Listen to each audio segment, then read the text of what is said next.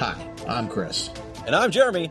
And I'm Fergal. And we're from Movie Smash. Comic book movies are having a golden age right now with the MCU. Movies based on comics aren't necessarily a new thing, but they're a big thing. Join us every other Tuesday on Movie Smash. We explore these movies and find some hidden gems. Every other week, we revisit some of the best. And some of the worst movies based on comics or graphic novels.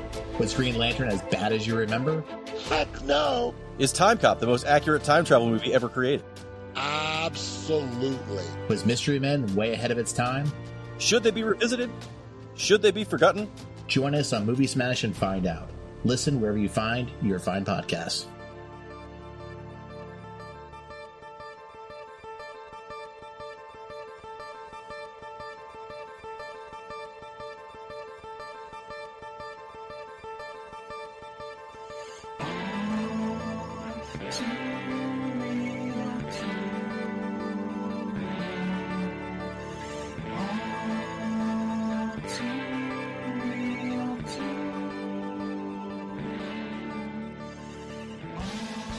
Okay, everybody, welcome to the latest episode of All2ReelToo. My name is Michael E. Cullen II, and with me, as always, is... Sesame, demons are never nice in Carta. Never? Nope. Aww. Nope. Oh, sorry. Hate to break it to you. Yeah. What about, what about, like, the ones that are nice to me? They're just trying to trick you. Oh. Sorry. I know. They offered me candy and stuff. Well, yeah, don't ever let yourself be lured into a van or any other kind of structure where a stranger is offering you candy, video games, movies, etc. There was a puppy in the back of the van. No puppies either. Nothing. But they said it was a really cute puppy. Then it's okay. No, I'm just kidding. I didn't go in, though, only because I had to go to work, so I didn't go in. But if I wouldn't have had to work, I would have definitely hung out with them. And you know what it makes me think of? So there was this time years ago where I was waiting at a bus stop to go to work, and this random guy pulls up and says, "Hey, man, how you been? You need a ride?" And I was like, "Sure." And I got into the car, and then like halfway to my work, I realized I didn't know the guy. And luckily, he got me off. Wow. I think about that. I don't know, but I mean, it was fine. I got out of there, but I could not place him for the life of me. And I mean, maybe I did know him, but I just couldn't place him. And I just think about how dangerous that was for me to just get into a stranger's car. I mean, I was like in my 30s at the time, but still, it's like totally. I mean, like, God, wow. But I got to work safe. That's good. And the guy knew where I worked. He could have killed me, but now he knows where you work. Oh boy. I'm just glad I don't live there anymore. So I mean, like, it's good. He may have been the demon, perhaps, and so it would be nice, that you got out. Yeah. So today on the show, folks, speaking of people you might not want to trust, we're covering a really new Netflix Sony Pictures film called K-Pop Demon Hunters. Yep. And so this come out in 2025. The short synopsis here on the Internet Movie Database is: a world-renowned K-pop girl group balance their lives in the spotlight with their secret identities as demon hunters. This was directed by Chris Appelhans and Maggie Kang. It was written by Danya Jimenez, Hannah McMeacham, and Maggie Kang. The film stars Arden Cho as the voice of Rumi. This is an animated movie too, by the way. So Maya Hong as Mira, Ji Young Yu as Zoe, Ahn Hyo-seop. I might be butchering some of these names. I'm just letting you know, folks. I haven't, learned how to pronounce all of them. As Jin-Yu, Youngjin Kim as Celine, Ken Jeong as Bobby, Lee Byung-hun as Gwi-Ma. Is that how it is? Gwi-Ma?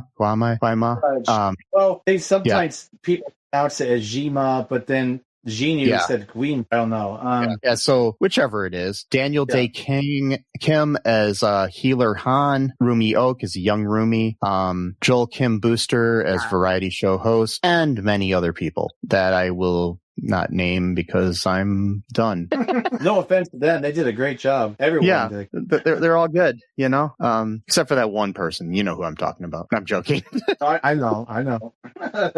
So, yes. What are your initial thoughts here on this movie, Sesame? Love it. 5 stars. No notes. We can just end this episode right now. Not a single flaw. Okay, well, I wouldn't call it a flaw, but some of the backstories are not fleshed out enough to my liking. But again, it can't be a 3-hour long movie, so.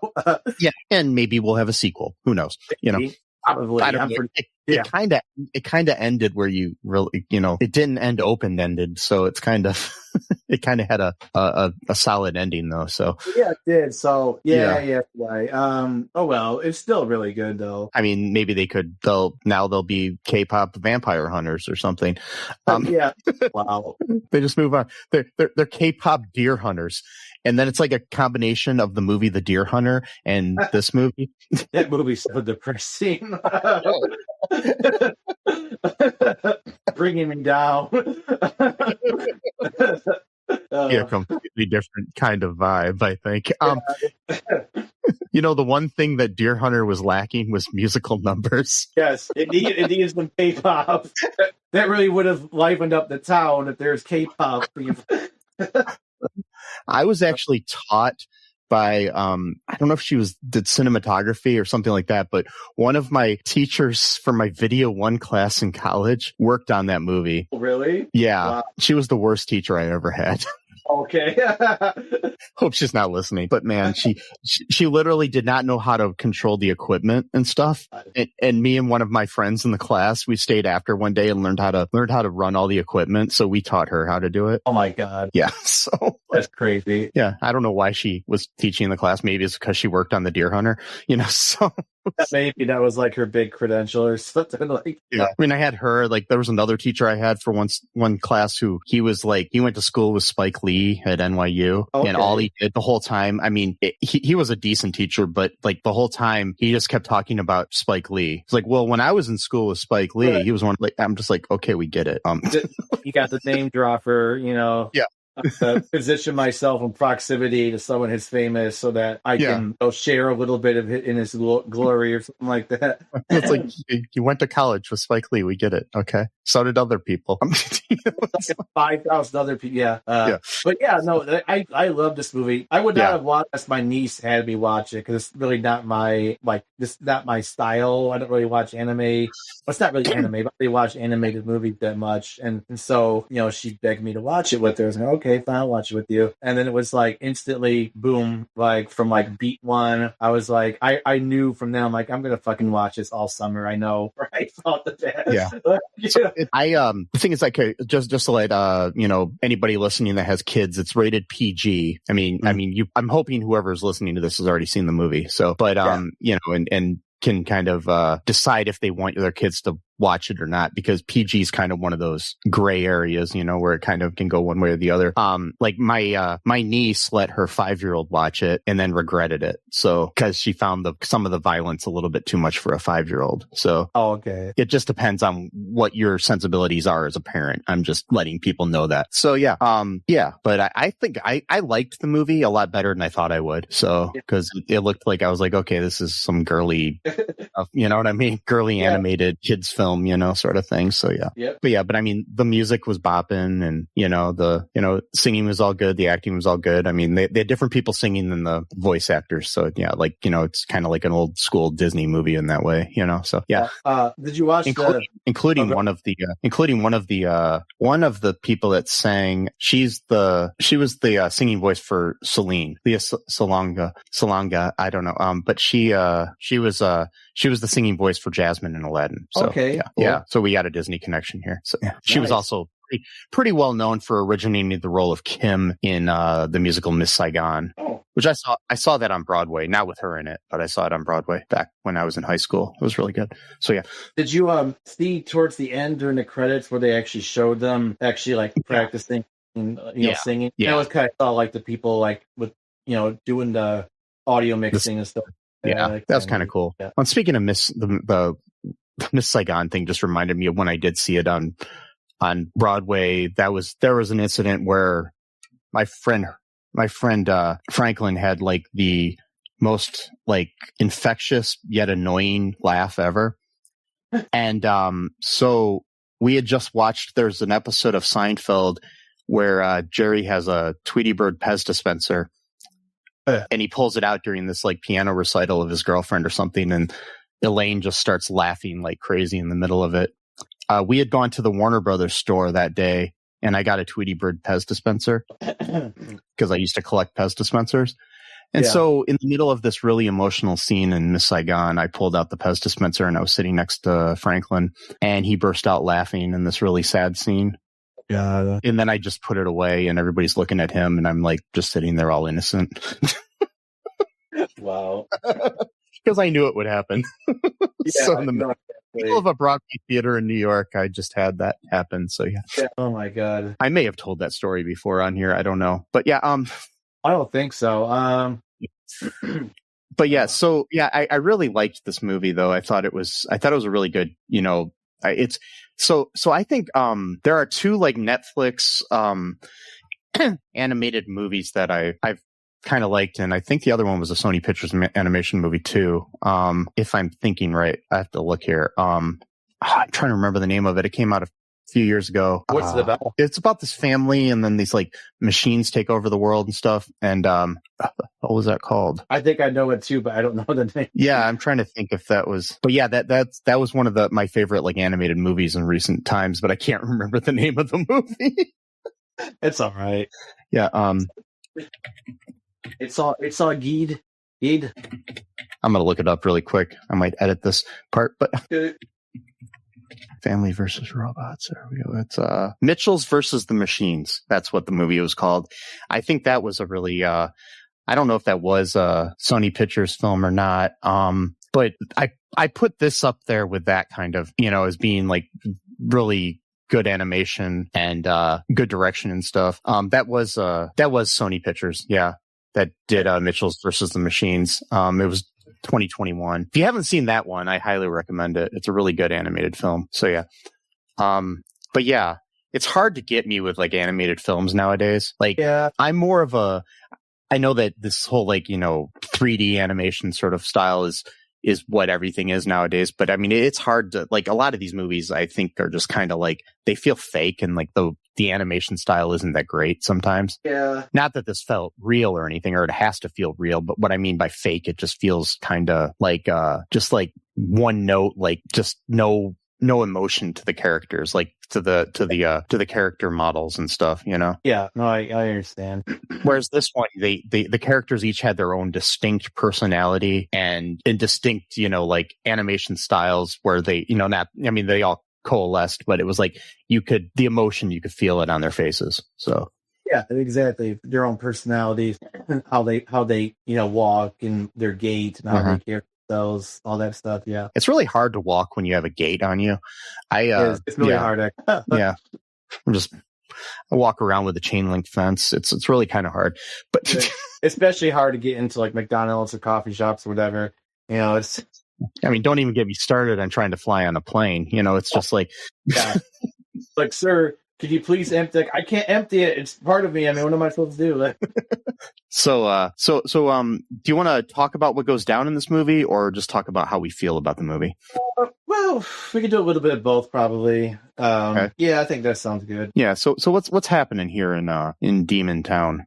Demon Town. So. The basic premise is that throughout history, there was demons that would assault people on Earth to steal their souls in order to sort of like give power to the demon realm. And then there was 3 women who were all musicians, got the idea that singing songs like positive music that would like inspire people was a way to fight back. And then they eventually created something called the honeymoon, which is like a force field that protects them from like the demon realm who lives like literally like below them. And they're like kind of demon town or whatever. And then each generation has 3 women that are like the next group. And so they show them throughout time. Like in the 80s, they show like a pop band, or whatever. And then they're now those 3, Rumi, Zoe, and Mira are like the new trio basically. And the twist, though, You want to see what the twist is, Mike? You want to reveal the big twist? Yeah, let's do it. All right, go ahead. What is it? Rumi is part demon.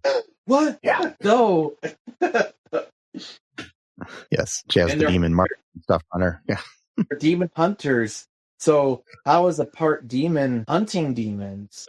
Well, That's going to be a conflict of interest. she's basically the Blade of this world because Blade's a vampire hunter who's half vampire. No, it's pretty much literally what it is. Yeah, I didn't think about that until you mentioned it. But yeah, that's exactly what it is.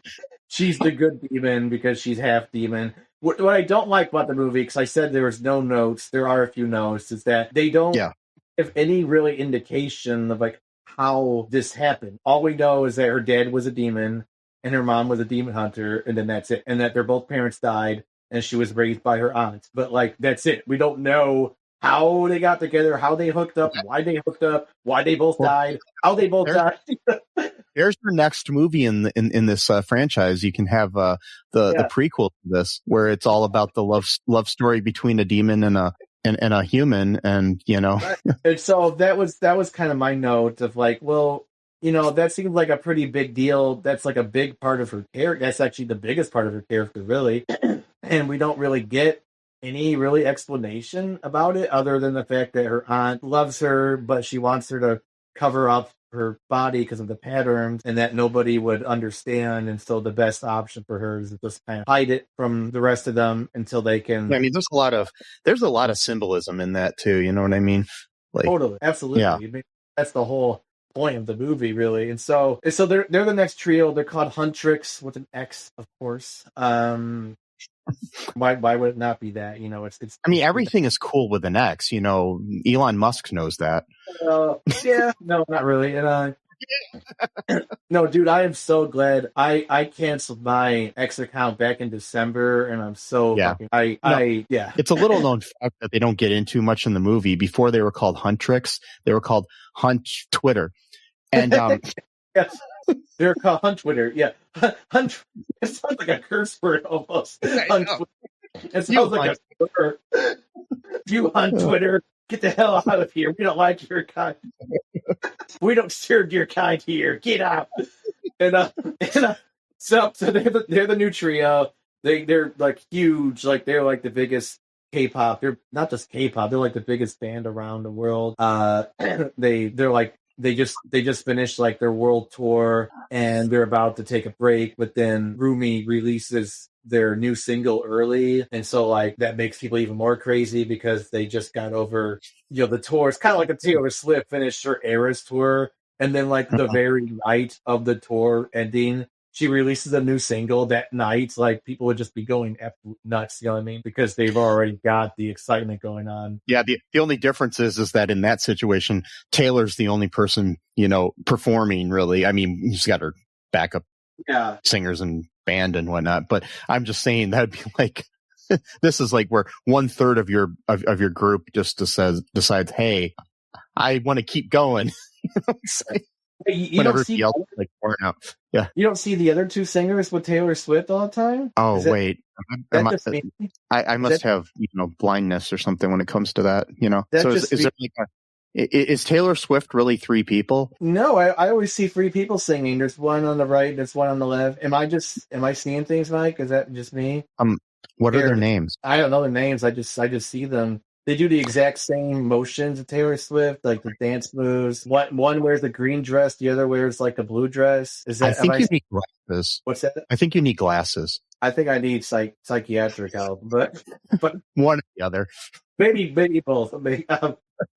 But anyway, so she releases the single without really asking them, and they were kind of just hoping to have like a nice little vacation, but then they get right back into promotion time. And just as everything is about to happen, they're about to seal the honeymoon for good, because the demon's colors is like pink, like a pinkish kind of purplish kind of color, and there's like little pockets where like that's where like the demon realm was like getting like the most like headway into or whatever. And the gold is the color of like the hunters. And so at one point when they're singing the new single, they can actually see gold kind of like around the stadium, like because their positivity is like so high that it's actually literally making gold like appear in the stadium. So what happens is, just as things are about to get, although actually, Rumi here voice starts fucking up, right? And then because the patterns are getting up to her throat now. And the demons have like a really low kind of voice. And so she can't hit the high notes as much anymore. And so they take her to some like quack doctor that Zoe knows. And he just basically gives her grape juice with like a label like on it or something like that. Yeah. But what happens? So they're about to reach. They're about to seal the honeymoon, Mike. They're almost ready. Oh, what happens then when they're so close? What happens, Mike? This new group of guys appears that are a boy band, a K-pop boy band, called the Saja Boys. Ooh. And they're basically trying to steal away their fans and then weaken the honeymoon. Why? In exchange for so the main guy in the group came up with this idea. What's his name? Jinyu? Ginu. He proposes this strategy to Gwi-Ma or Gwi-Ma, whatever it is. And basically what happened is that when he like I guess hundreds of years ago or something, when he first became a demon, it was because he had let his family kind of be taken over by the demons or something, and in exchange he became a demon instead. I don't know exactly. I couldn't really understand that completely, but it was we learned to. So we hear his version at first, but then he tells the full truth later. So the first version is that his family was really poor, and he was a musician, and so he tried to just like busk, and no one gave him any money, and so then he made a deal with Gwi-Ma, and that's basically that like he would let him and his mother and sister live in like the king's palace, but then they like forced them out or whatever, and then like that's when he got sent to the demon realm. But that's actually not really what happened. One of those things they didn't really explain too well, like the whole why he's trying to get his memories of his family erased. Right, because he's so Gwi-Ma. So in exchange for that, he's basically trying to take down the Hunters. Yeah. The Huntrix like basically figures out after these boys are performing their song Soda Pop that they're actually demons. So they start, gaining fans and shit. Yep. So what happens next? Such a catchy song too, Soda Pop. Yeah.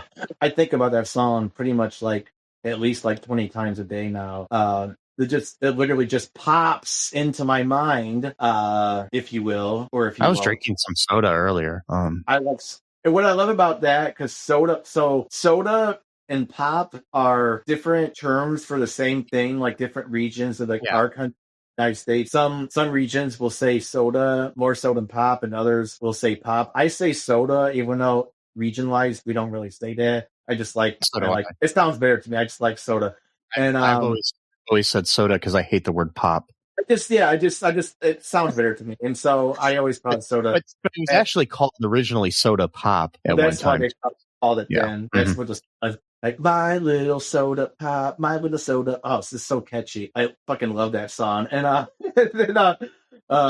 just fucking love it. And so they at first they just think they're like these asshole guys who just kind of like bumped into them, and the one guy acted like he was gonna lift her up, but then he just kind of walked away and said like watch yourself, and so they kind of like got pissed at them for that. But then once they actually start watching the performance, they could see their patterns for like a second, and so they realize they're demons. But Zoe calls them magicians because she kind of doesn't want them to be demons, because she likes them, So she's kind of like in denial for a little bit, and then one of my favorite lines is they're like, "We gotta go kill them." Mira is kind of like the one with like attitude. She's kind of like the rock star of the group, like the bad sheep of the group or whatever. And she's like, "We gotta go kill them." And Ruby's like, "No, not here. Like it's too public." And Zoe's like, "I don't know. Like it doesn't seem like they're really trying to hurt anyone. In fact, it seems like they're like nice demons." And then both Mira and Rumi go, "Demons are never nice," at the same time. Oh god, I like that. That was funny. Yeah. Then they do this variety show afterwards, which I think was hilarious, where they're doing like who can drink the most hot sauce without quitting or whatever. And so they got like a co-host who's like sitting down, he can't drink it, and then like the Saja boys, one of them It reminds me of I don't know if it's a play on that Hot Ones show that celebrities go on and they try different hot sauces. That could be it. And so, like, even the Saja boys are just kind of falling one by one because it's too hot. And then the one, they're like, oh, the baby Saja boy, and he just goes goo goo gaga. It's lots of that. This movie weird, man. This movie, if you really think about it, like this movie, like if you watch this movie, if you were high, it would like fuck with your mind so much, like because like so many random things happen that seemingly they would not normally all be in the same movie, but for some reason they all are. It's like, I think it messes with your mind even if you're completely sober. So, see, like I don't know. So, my great niece likes to watch horror films and stuff and sneak them when she's not supposed to. Yeah. And I don't know if it was a horror film or this movie, but she had a nightmare the other night that she was telling me all about, and it scared the hell out of me. Oh. But so I'm just like, did this movie put this in her head because there was like, killing in it with like swords and stuff? Because she says, I had a dream where there was blood all over the bedroom and my mommy's body was there. Oh my God. There's no blood. Yeah, there's no blood in this. So I have like, it's got to be a combination of things, but she was talking about a sword. And then there was like, she's like, and then I go downstairs and Mima and Peepa are dead too. I'm just like, oh my God. Because they're staying with my mom and stepdad. And I'm just like, oh my God. What the fuck? Christ, man. I don't know. The violence isn't really, because like the demons, they like, when they get killed, they just kind of like disappear into like a shadow realm. Like they're not really like. You think so? I'm just trying to figure out what is bad in this movie that my niece was like upset about. And I don't know, it could be something too. I mean, she was raised in a really religious family though, so it could be something with like that, with the demon aspect. Yeah. I'm not sure. But what would you expect from a movie called KPop Demon Hunters? It's like... I mean, right, yeah, because it's like it probably taps into like deep Korean lore. Like I've been actually quote conversation with ChatGPT today about the movie and just like asking like the meaning of some of the people's names, or like the root meaning, root words of like different names and like the lore behind it. And it's like searching the web obviously for me, and I engage with it. That's the thing. I don't think ChatGPT in of itself makes people stupid. I think that if you're engaging with it and you're actually asking like interesting questions, and then it comes up with something, and then you continue to engage with it, and you get to the point where you're in like a sort of like hybrid type of like role, I think that's okay. I think it's when you just completely rely on it 100% and you don't actually think anything. You know what I mean? Like my character I've been building with ChatGPT for the past like 4 months probably has like 500 pages worth of material, but a lot of it is me like explaining, like giving it so much information to go off of, which then allows it to kind of come up with stuff or suggest ideas or whatever. And I think that like, because ChatGPT it's not human. All it is doing is just kind of reflecting back a little bit of yourself in the best way it knows how to, basically, right? And so if you're giving it a whole lot of information about like, what your ideas are, etc., they could spit it back to you in a cool way. But instead of, but if you just go like, what if like Voldemort was actually the good guy in Harry Potter? Like, okay, you're not gonna get anything out of that, like. But anyway, yeah, like this, like I'm pretty sure, like Gwi-Ma the demon probably has something to do with like Korean lore. If I look into it, I mean, it's probably like an analog to like Satan or something. You know what I mean? In a way, but in a different way. You know what I mean? It's like their lore about because like almost every lore, every civilization has some kind of idea of like a kind of like a hell type idea. In certain ways. Oh, absolutely. Even Buddhism. I know like a lot of people think Buddhism is like this super peaceful. Buddhism has several hells, actually. And they're not great. Yeah, it's interesting to think about. So what else goes down in this movie? So after the baby drinks the hot sauce and goes goo goo gaga, they kind of did this on purpose to lure in Huntrix to go to the variety show, but then the Jinyu kind of knew that they would come after him, and so they're wearing like this like leather for like their battle gear, and they're like, there's like a slide, like, oh, go slide into the ball pit. They're like, oh, we couldn't. Like, no, come on. So it makes like this squeaking sound. Everyone's like holding their ears because of how horrible it sounds. Yeah. And they're like, our suits are betraying us. I think Zoe said. That's funny. Yeah. And then Gino says like they're announcing that they're going to do like a show together, I think, or something like that. I don't remember exactly what it was. And then they get into a big fight, a demon fight, after the show, or after the variety show. And Gino almost gets himself fucking killed because he didn't realize that Rumi was like super fast and strong, because he didn't know that she was half demon. And so like, I love seeing where he kind of tricks them. He kind of lures them into like the fight scene. And he almost slips on some water, which that's kind of funny too. And then he's like running through the hallway, and he's got like this like smile on his face. And then she just comes darting there, like with her sword, and he's kind of like, "Oh shit," like.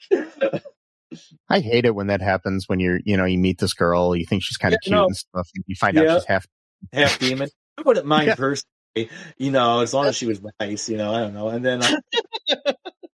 Hey, what's the difference? Like, think about, like, there's mythology where, like, angels will straight up murder people, but they're not considered demons. So, like, just because you're an angel doesn't automatically mean you're good, or at least maybe good by their perspective, but... It's all about perspective. I mean, it's like, from one perspective, America thought that they were, we're taught that America is the good guys in a lot of things that they really aren't. True. Very, very true. A lot of wars and colonialism and different things that, invasions, protecting capital above all else. You know that Coca-Cola at one point actually paid for mercenaries to flat out murder people who worked in the place to collect the cola or the cocoa, but I don't remember which one, because they went on strike. I think it was Argentina. They went on strike because they wanted better working conditions and more pay, more, better, like, maybe not have to work like 15 hours a day. And Coca-Cola straight up paid mercenaries to just go and shoot and murder these people. That's fucking crazy if you think about it. Like, Coca-Cola is the biggest producer of cocaine in the country. Yeah, but if you just think about how fucked up it is. The coca leaves, they take out the part that isn't the cocaine aspect of it, but they have to have this byproduct of it. So they basically produce all this cocaine that they sell to like medical people and stuff like that. But they're the only people, or the corporation in the country that's legally allowed to produce cocaine. That's wild, man. That is crazy, man. That's very demonic in a sense. But yeah, I'm trying to figure out what else. Basically, we get this. So we get on. Like later on, Jinu and Rumi meet privately. He wants to meet her, and which he sends a message from this like big giant tiger thing, and and a bird with a bunch of eyes and a little hat. I love those. Yeah. I mean, text messages work too. I'm just saying. Yeah, but he's from the demon realm. They don't have phones and shit like that. So are you sure? I thought Apple was. I'm joking. They're more primitive in the demon realm. There's like nothing. All they do is just stand around, it looks like, and just like hang out until Gwi-Ma does like a speech or something. I don't really know exactly like what they do there. It's not very fun. It seems like. Their version of waiting for like American Idol to come on TV or something, I mean, something that people used to love, some big thing that, we don't have anything like that anymore, sadly, because things are so bifurcated all over. But yeah, it's like, yeah, that's the whole other thing. We don't have like a universal thing. Like I was watching a video a couple nights ago, I think, where it was talking about how like before the algorithms got like so smart to the way they are now, like on Facebook, whatever, that like if a post or like a video, whatever, went viral, like everybody saw it. It wasn't like it wasn't to like a particular demographic or it's like whatever. It's like everybody knew about Chocolate Rain or something, like one of those type of memes at one time. But now there are so many different like things. You got TikTok, you got YouTube, you've got Reels on Meta platforms and different things like that, and it's just like, and it is so programmed just to the person that's watching it after a while. Like, it's like I watch, a couple videos of people, restoring old, video game arcade cabinets, and that's all I get suggested on, on YouTube. Right. No, Yeah. it depends on like how popular a video or concept is. So like, because like we're Americans and stuff, right? So we're kind of built in with this bias that like whatever's popular in America must also be popular across the world, or what's popular in another country, could it be also popular in other countries? It would only be popular in that one country, which is not true. So like, I'll like click on like sometimes I'll just listen to like Quran recitation, just to kind of meditate and stuff like that. If I listen to one of those videos, that's all that comes up in my feed. And so I have to then start purposefully watching other type video just to then get the algorithm to go back to like my baseline, which is usually political videos and a lot of stuff to do with like culture stuff, like video games, the 90s, those kind of video essay type. I mean, my watching habits are pretty similar. So it's interesting that like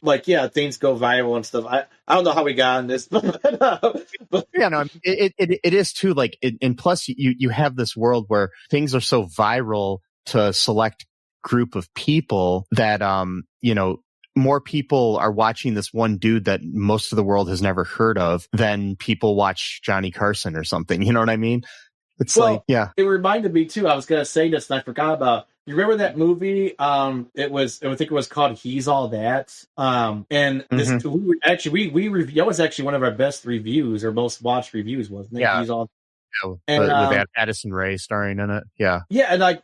I had no idea who this woman was. She's like a huge at the time. Star. Yeah. Billions of people probably get some of her videos probably get billions of views. But like you talk to anyone outside of that sort of TikTok realm, nobody knows who this woman is. And so it's like it's hard to kind of wrap your mind around that concept of like how could someone be so popular and unpopular at the same time? You know what I mean? Like, because it's a thing like in the like the 80s, like everybody knew who Tom Cruise was, but but somebody like, I mean, Addison Rae, I think has kind of fallen off, but like her as an example, not everybody knows who she is, but she was popular enough to get a starring role in a Netflix movie. It's just like she's not even an actress, or at least she wasn't until that movie. Yeah. And, but anyway, we forgot. Oh, it's because we were talking about the demon realm and how there's nothing to do.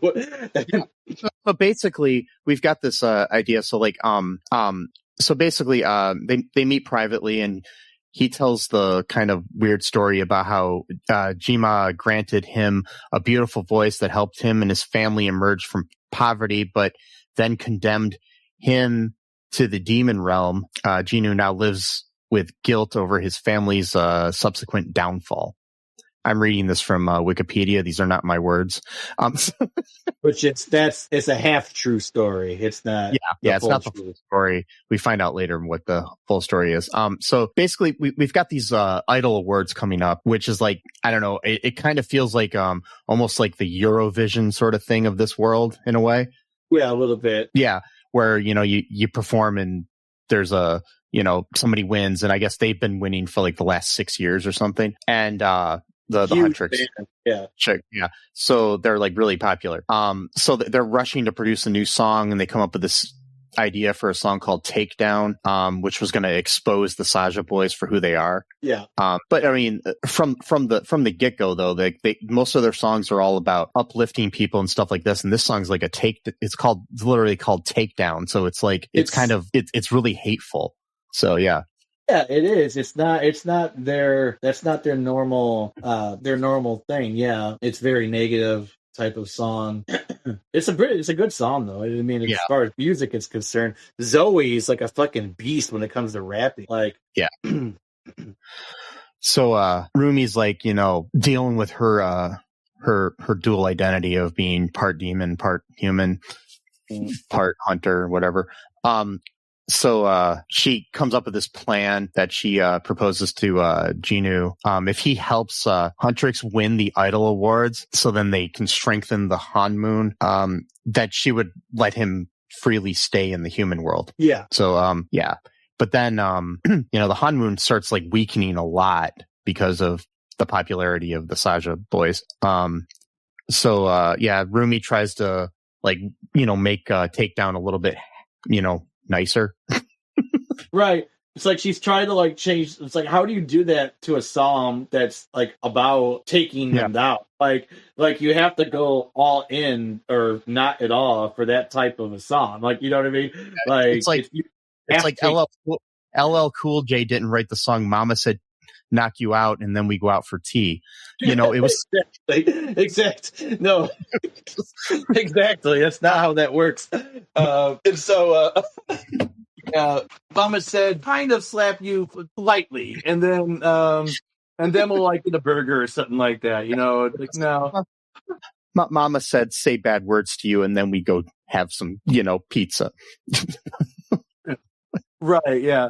And so and then Mira kind of figures out that something's going on with Rumi because she's acting weird and she's kind of being secretive. She's been hiding this thing her whole life. And I mean, there's definite metaphors here for somebody that's been hiding their sexuality or something their whole life that, their true self sort of thing. Yeah.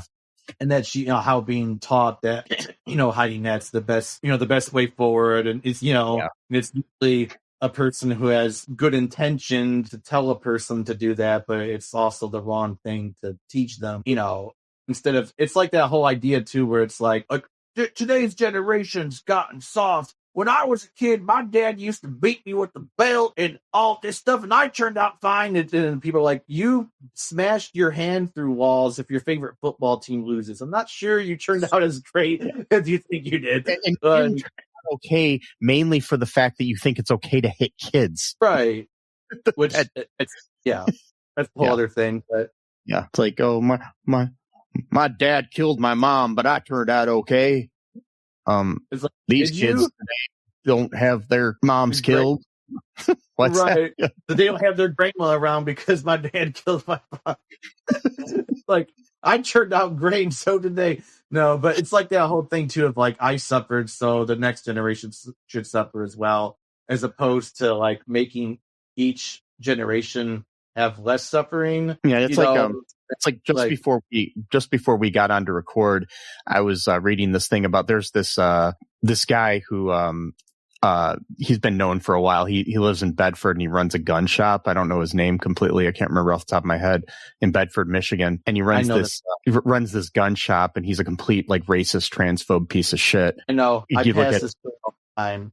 Yeah. Yeah, you look at his Facebook page and it's all full of, people in blackface and making fun of black people and shit like that. And I saw somebody was pointing out how bad he was, and then somebody says, "Well, he's not everybody knows that he's like that. He's not a bad guy. He just really likes he just really likes white culture." Right. And I'm like, yeah, he is a bad guy.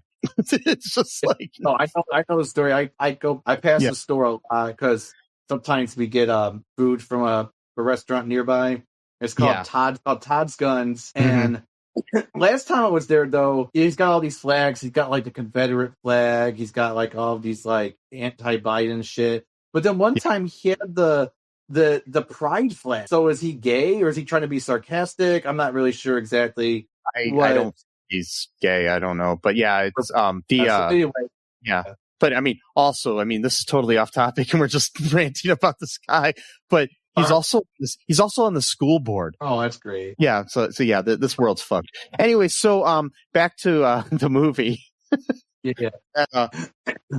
So then we have the Idol Awards come up, and the Saja boys don't appear, and so Huntrix go on stage to perform Golden, and so Genu actually sent these demons that were pretending to be Mira and Zoe. Mm-hmm. To get up on stage, and then they start performing Takedown instead of Golden because they decide that they decided earlier that Golden is what they need to perform because it's a better and nicer song, and it'll help close everything to make the demons go away. Right, it's such a weird concept. This whole movie's a very odd, strange concept. Yeah. You think of music will seal the demon realm. Well, we all know that the demon realm was sealed, by Seals and Croft. So yeah, it was specifically "The King of Nothing" was the song that really goes, "I'm the king," and it's like everything gets sealed up, and it's like of nothing, and then right after nothing, it goes boom, sealed off dome, demon's gone. That's why his name was Seals. It's just how it worked. But or maybe it was Seal who sealed it off with "Kiss from a Rose." Oh yeah. Oh god. Yep. Yeah. So they start saying all this stuff about how Rumi is a demon and stuff like that, and they just like this whole thing about lying about her past and shit like that on stage during the song, and start ripping off her clothes and showing the patterns on her skin and shit. And so things go kind of awry there. Yep. Yay. Then what happens? So she has a full-on breakdown on stage, and then she runs off, and then she finds the real Zoe and Mira, but then they see her patterns, and, they kind of freak out a little bit because, they've been trained to kill them. But it seemed like Mira was more upset that she hid it from her more so than the fact that she was half demon. Like, well, I think they basically, that's the main thing. It's not like, I don't think they were mad about her being who she is. It's more that she hid it from them. Right, because her aunt told her to multiple times, because she even said, like, maybe they'll understand. She goes, no, they won't.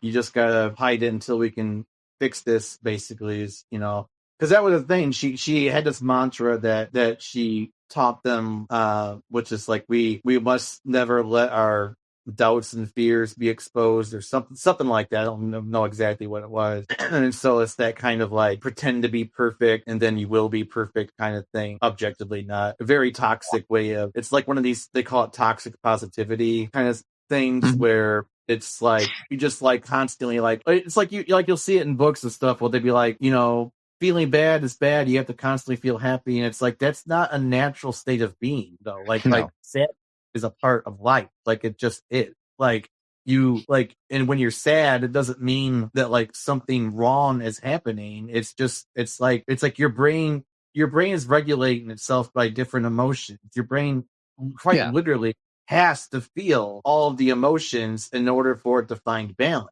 If you're forcing, think of one, like when I was in high school, I wrote a haiku that was like, only those who have felt the pain in the world can truly cherish life. Yeah. If every day was sunlight, if every day was a perfect 72 degrees, if every day was a nice breeze, then eventually you would just not appreciate it as much because you're just used to it. And it's like the Vanilla Sky, Jason Lee's character talks about how you've got to take the sour with the sweet. Yeah.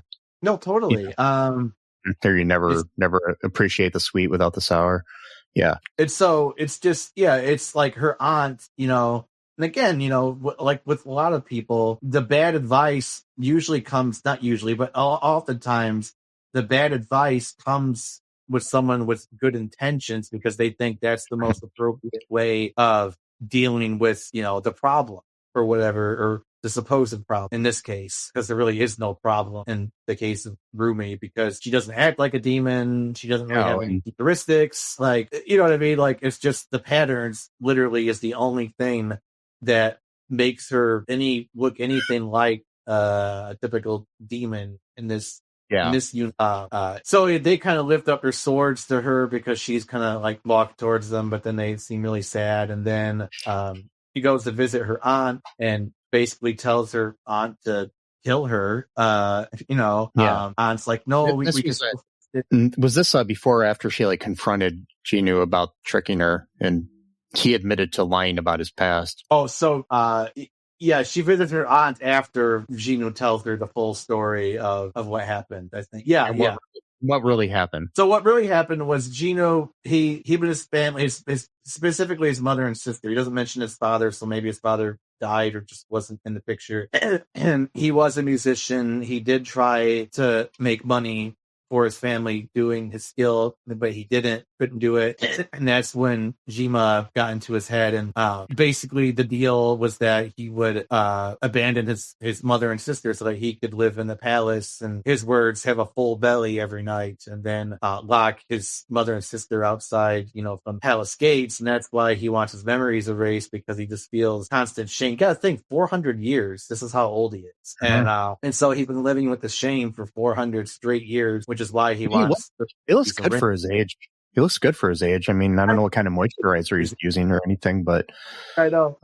It was really good for his age. And so, and with ChatGPT, I was quote having a conversation with it earlier about this, actually, of like, why does Xinu still have like human characteristics, whereas all the other demons like look completely like grotesque and hideous? And it was like, act like, well, maybe because Xinu was once human, maybe not all maybe some demons are just like demons from the get-go, like maybe there's like a hierarchy, so like maybe Gwi-Ma was like just a straight up demon from the start, like born out of chaos energy or whatever type of thing. But then some of the demons were like former humans who had like sold their soul, and I'm like, okay, that kind of makes sense. So maybe like not all the demons are actually once human, like some of them are just always have been demons, and because there is something interesting about this is why I wish the movie could have done more backstories, but then it would have been a lot longer. So I understand it's meant for little kids mainly, so it's like you can't really have like a 3 hour for kids,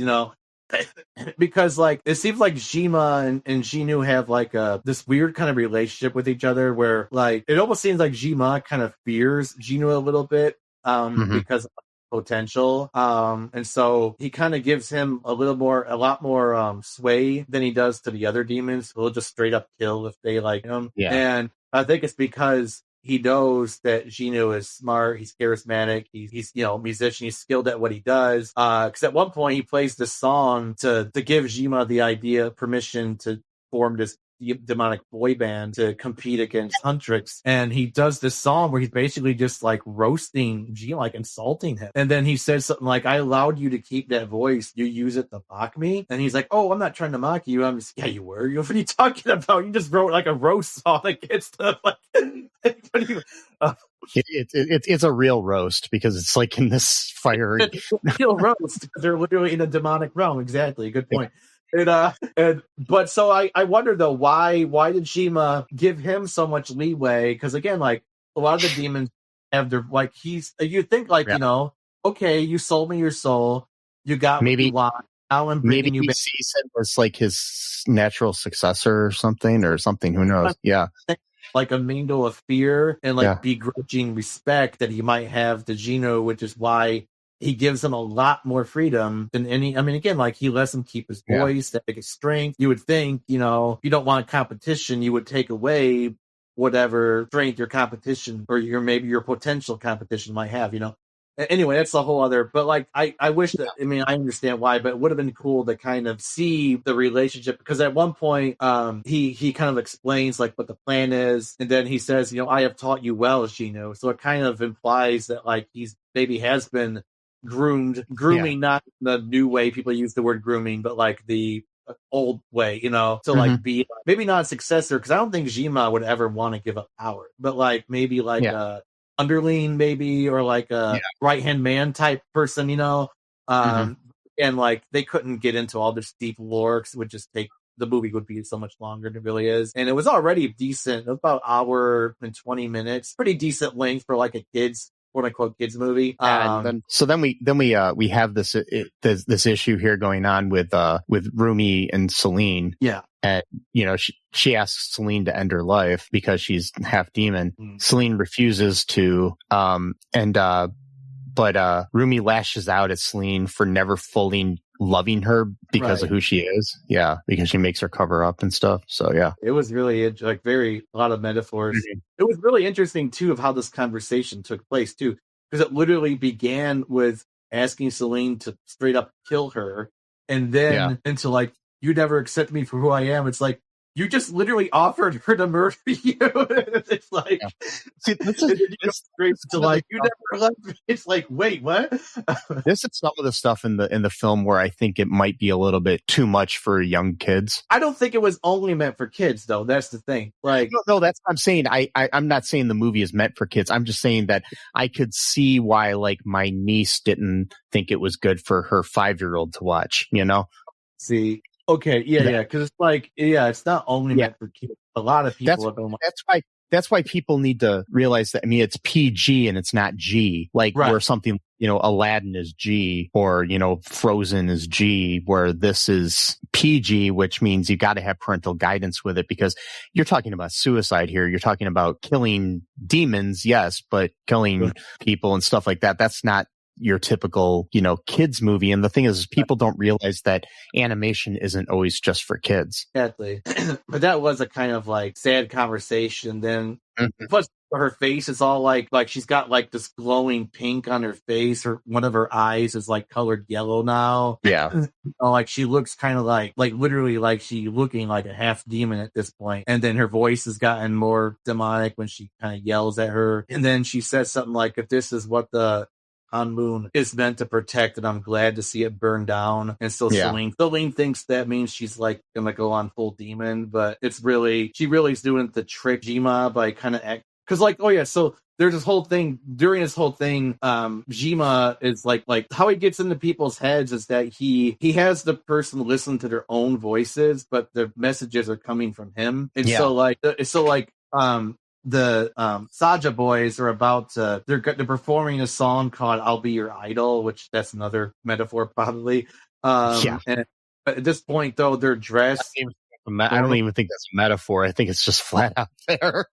And but in this case, they're dressed like in their actual demon or whatever. So they're not even like putting on the soda pop type of boy band is. Mask is off, really. Yeah. So they're like flying, they're floating in the air and shit, and like nobody seems to notice because they're all like in this trance, and they're all just walking towards the demon realm essentially, and so that they can all just join so Gwi-Ma could quote feast on their souls because he needs more food, to gain more power, or just contain whatever he has.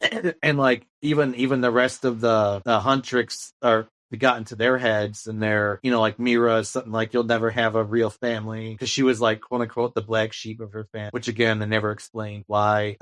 Zoe's a people pleaser, and so her voice is like, what was it? You're too much and never enough at the same time, or something like that. Yeah. And so everyone is like hearing like their worst like fears and thoughts as they're walking into this trance, and then they perform the idol song, and then Rumi shows up, and she's acting like she's in the trance, and then she kind of reveals that she's not, and then she sings, what was it called? She sings the song that she had like written, I guess, by herself, that no one ever knew, or that she didn't even know. It's like a new song. It's about like shame and fear and stuff like that, and it's it's a powerful song. Then they basically use that song to slay Gwi-Ma. At one point, he kind of goes full power mode to try to kill Rumi. But then what happens then after that, because she looks like she's about to lose her strength and be consumed by Gwi-Ma, what happens, Mike? What happens? Genu sacrifices himself to save her. It all. And then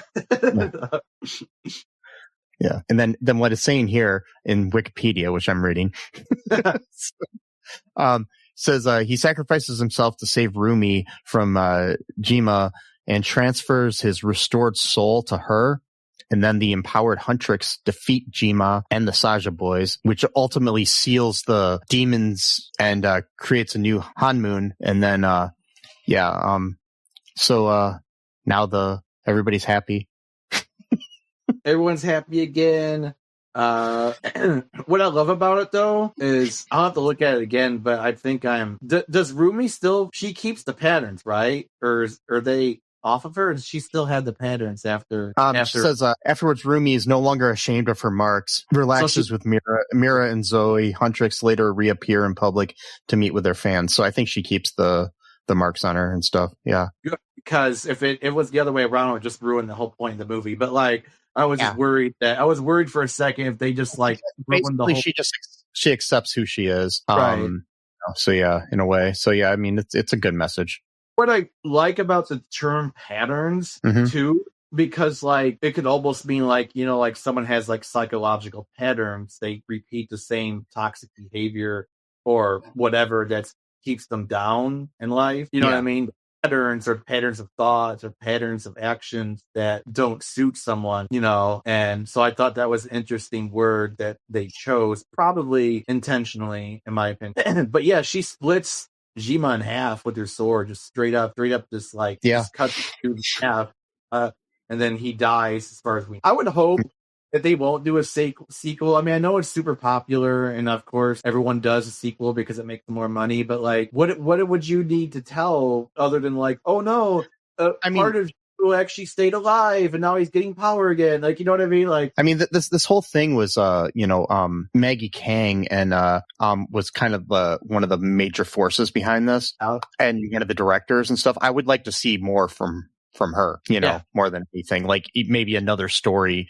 But it's kind of interesting because this is like kind of the first like American animated film that focuses on Korean culture, you know. So yeah, that's what about too. It's a K-pop demon. It's not pop. It's K-pop, specific form of pop music. And if you don't know the difference, I don't really listen to a lot of pop music myself, but you could tell just by listening to it. There's little things that are Korean, like maybe a certain melody that you don't often hear, like American pop music, or like maybe a certain inflection of like a tone of someone's voice, or like a certain harmony, or like kind of like sometimes how you listen to Indian music, and like Indian singers they've trained how to sing in between notes, and so like instead of like just going from like one note to the next, they'll be able to like sing a halfway note in between those two notes. And a lot of people in Western countries, they don't train themselves to sing that way. And so if you heard like an Indian pop song, you would be able to tell by hearing like, oh, well, that note seemed kind of weird. I don't really recognize that note in most of my pop songs, you know? So like K-pop does have like its own, it's not just the fact for Korean, basically is what I'm trying to say. Like, it's not like, oh, it's pop music and just happens to be performed by Korean people. That's not what I was looking up too about the other director, Chris Appelhans. He made his directorial debut with a movie that's kind of based on Chinese culture called Wish Dragon, which is an animated movie. So prior to that, he had worked on other films like Monster House, City of Ember, Coraline, Fantastic Mr. Fox, The Princess and the Frog, Puss in Boots, Rise of the Guardians, the Angry Birds movie, and Wonder Park. So cool. But yeah, the Wish Dragon might be a good movie too. I don't know. So, So they finally get, because there's like a running joke in the movie where they're always trying to get Rumi to go to the bathhouse with them, but she can't because of the patterns. But now she finally does go with them, and they're all like, yeah, you know, like we've been saying this for years and stuff like that. Then they all like end up crying because they're so grateful for each other's friendships and stuff like that. And they go outside and they're about to do their vacation, but then they see some young fans out there, so they decide to approach the fans themselves instead of having the fans approach them, you know, to say hi to them and stuff like that. We're kind of positive because you don't normally see that. Someone usually, hey, can I get your autograph? You don't usually see someone coming to you. You know what I mean? Like, or whatever. Like, anyway, great movie, very positive. Not to diminish, because I just went off over Chris's filmography.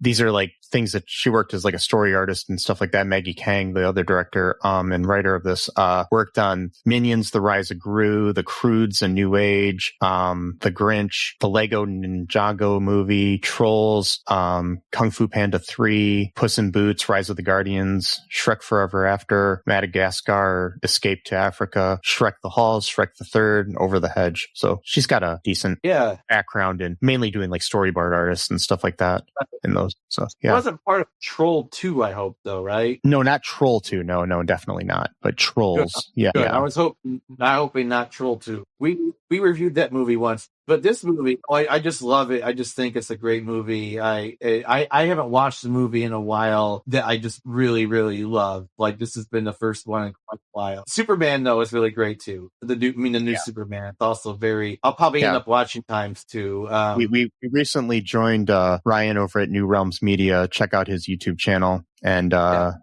there's in his Superman review, we joined him for that. So I'll put a link in the show notes when that comes out. Folks, go to all2reeltoo.com and check out all of our links there to our social media, and go on App Podcast or Spotify or wherever you can to give us a review, rate the show 5 stars all around, so we can become the new pop idols. And then we'll do a musical episode where we just sing the whole time. Not really, because you don't want to hear me sing. That's awesome. Also, just share the show with your friends. Check out some of the charities that we have in our show notes. I haven't mentioned this in a bit.